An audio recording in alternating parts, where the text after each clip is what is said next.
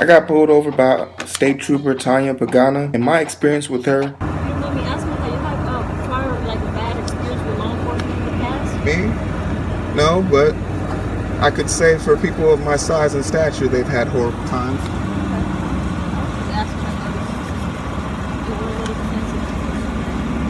Just like to always make sure people are clear.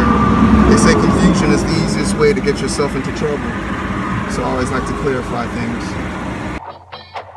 It was rather pleasant and a really enjoyable experience, even though I was being a complete asshole to you. So first and foremost, I'd like to apologize, forgive me, but my actions were with purpose, and we talked about that in depth after we exchanged information. State Trooper Pagán, I hope I'm saying your name right, was more than reasonable and understanding in her approach with dealing with me, and also went above and beyond to see to it that our situation was resolved in a peaceful manner and added structure in a positive light, which will further build and further our community goal, which is to bring us together, and which is ultimately ETO's ultimate goal. And me being the founder of ETO, it is my job to give kudos to officers when they deserve it. More importantly, you need it. I tip my imaginary hat off to you and thank you for your service. Let me tell you how I first got on our bad side.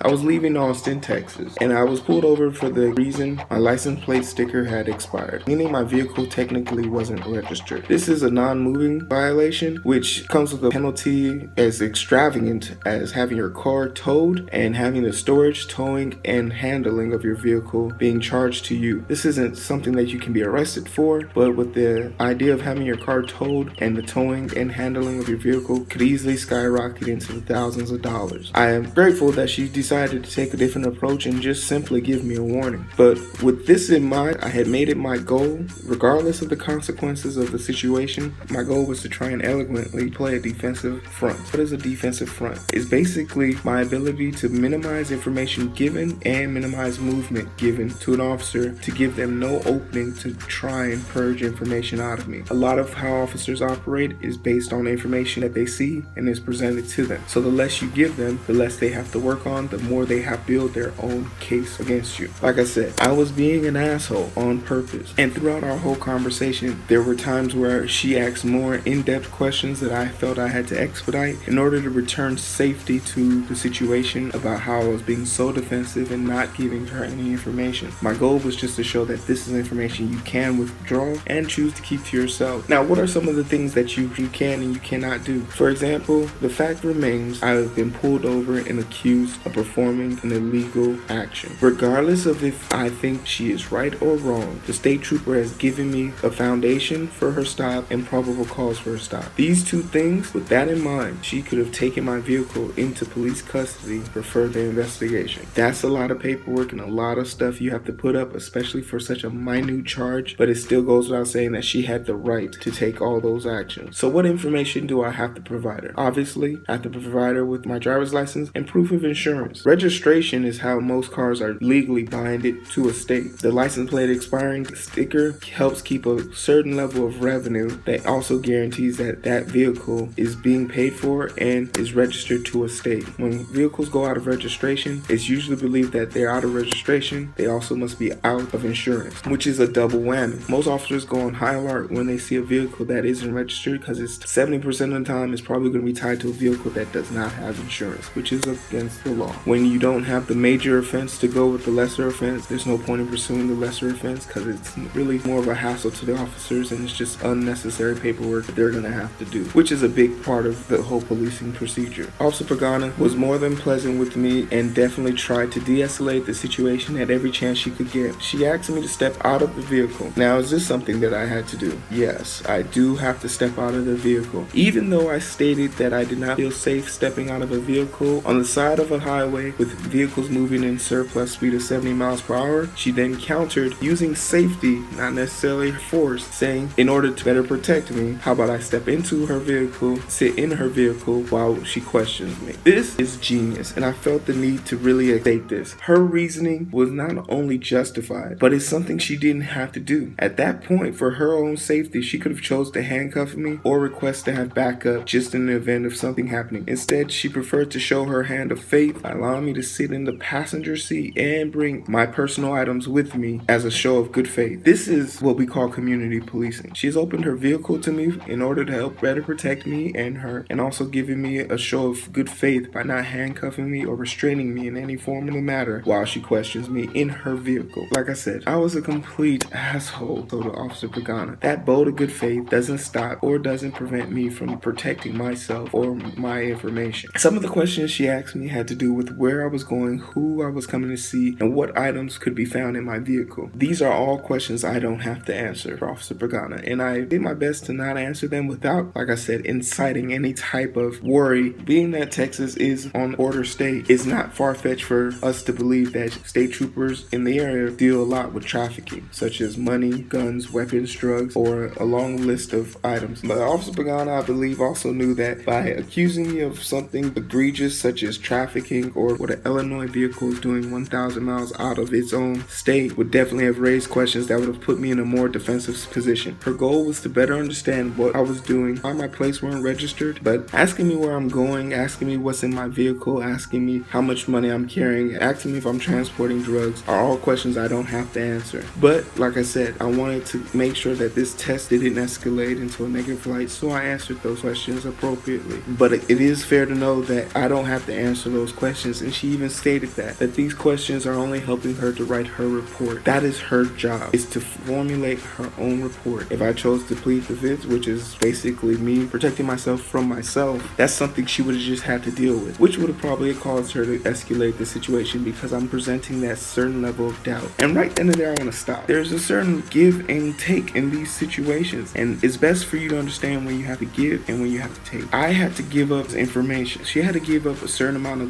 trust in me, because if she didn't present some type of peace offering, my defensive streak would have continued and it would have escalated. So that draws back to her training, or maybe just her in general, which is she is at heart trying to de-escalate this situation. And then after having the ticket process go on, I explained to Officer Pagán that this was simply a test for me and that I would be making a YouTube video about it. And we started to talk about our careers and how she wants to further her education and how I encouraged her to do that we need more people like her in the field. We need more people like her at higher positions making those calls. We need higher education to exist in the police force. It was beyond pleasing to actually take off that mask that I had on in the vehicle and be kind and hear her talk about her dreams and aspirations and watch her do her job. It was pleasant. I wish me and her could have met on a less professional level and talked in depth about things and social issues that go on in our community, because I feel I really struck her when I explained to her the certain level of fear that goes into being a black man in today's society. And Officer Pagán is someone who's obviously very intelligent and wasn't far off from realizing once she saw my record that I was someone who by no means was a threat to her. But it was very clear from that statement that I made her seem like a very dangerous individual, which kind of set her back a little bit. But I think it's important for her to understand that, because even though she was a great and splendid person deep down inside, the outside of her is prepared for war. She's wearing a bulletproof vest, taser, club, mace, shotgun in the vehicle, firearm at her waist. She is the biggest threat in the area, irregardless of the fact that I am a 6'5", 300-pound individual standing next to her. It's a shame when our officers are being dressed up to look like warriors when they should be designed as protectors, guardians who welcome and interact with civilians with open arms. Also, Pagán, I'm sorry for the way I treated you in the earlier halves of this video, and I hope that it didn't sway you at all in a negative light about dealing with minorities in the community. But I'm very sure that that's not going to be an issue for you, because you're going to go on and have a very great career. And if there's ever a chance that you are more interested in ETO, just know in my book you are good as gold, and your profile has been built, and whenever you're prepared and ready to take control of it, it's absolutely going to be free for you to have. That is the purpose of ETO. That is why I designed it, and that's why I want to keep it going. So people like you always have an outlet and a way to reach people like us on a peaceful, equal playing field. Want some advice? You want some advice? In North Carolina, there's an officer by the name of Michael Slager who pulled over Walter Scott, who then ran, and after getting about 20 feet away, Michael Slager pulled out his service weapon and shot